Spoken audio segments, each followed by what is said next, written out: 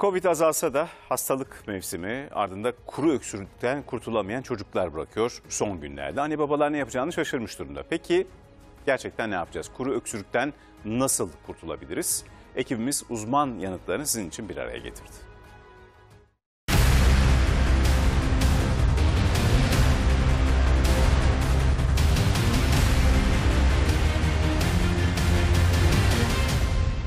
Bu çok feci bir salgın. Bu bir türlü geçmiyor. Bitmeyen öksürük şikayetleriyle geliyorlar. Çocuklarda gitmeyen bir öksürük var. Üst solunum yolu enfeksiyonlarının yaygın görüldüğü bu günlerde özellikle küçükler bir türlü geçmek bilmeyen öksürüğün pençesinde. Burası bir acil servis değil, bir hastanenin çocuk bölümü ve çocuk bölümü öksürenlerle, hastalarla dolu özellikle ve bebeklikten itibaren 1 aylık da var, 7-8 yaşında çocuklar da var. Özellikle en çok onları vuruyor bu öksürük. Yaklaşık 3 aydır böyle, yani geçmeyen bir öksürük. Nasıl bir öksürük var? Balgamlı gibi. Ciğerlere iniyor. Zatürreye dönüşü bile oldu yani. Bu senenin özelliği çok uzamış öksürük.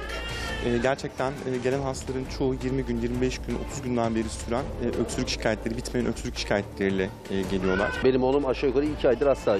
10 günü ise 1 hafta hasta. Daha yeni 5 tane antibiyotikle iğne yedi. Nasıl öksürüyorsun öksürdüğün zaman? Böyle. 5 gündür bitmeyen ve geçmeyen bir öksürük şikayetimiz var. Onunla mücadele ediyoruz maalesef. Karnım falan ağrımaya başlıyor, boğazım da yanmaya başlıyor. Böyle canım da acıyor. Öksürüğün başlangıç evrelerinde kesinlikle ılık bitki çayları, sütün içine bal, ılık sütün içine bal karıştırıp onu içirmek.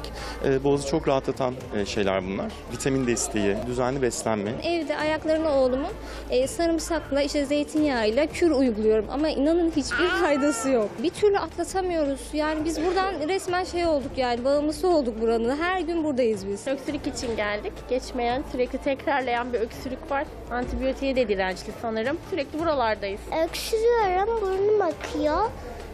Gece çok rahat falan uyuyamıyorum. Burun akıntısı, geniz akıntısı. Önce bir kuru öksürük, sonra ona eklenen balgamlı öksürük, sonra üstüne ateş yüksekliği. Birçok çocuk sadece ayaktan tedavi olup gitmiyor. Müşahede altına alınanlar da var. Burası çocuk bölümün müşahede alanı. 17 tane yatak var ve 17 yatağın 13'ü dolu. Sürekli hastanedeyiz, öksürüğü bitmiyor. Beni gece uyutmuyor, boğazımı ağrıtıyor. Ateş, boğaz enfeksiyonu. Böyle kalın öksürüyorum. Doktorları da her hafta farklı bir antibiyotik yöntemiyle bilmiyoruz, iyileşemiyoruz biz bir türlü.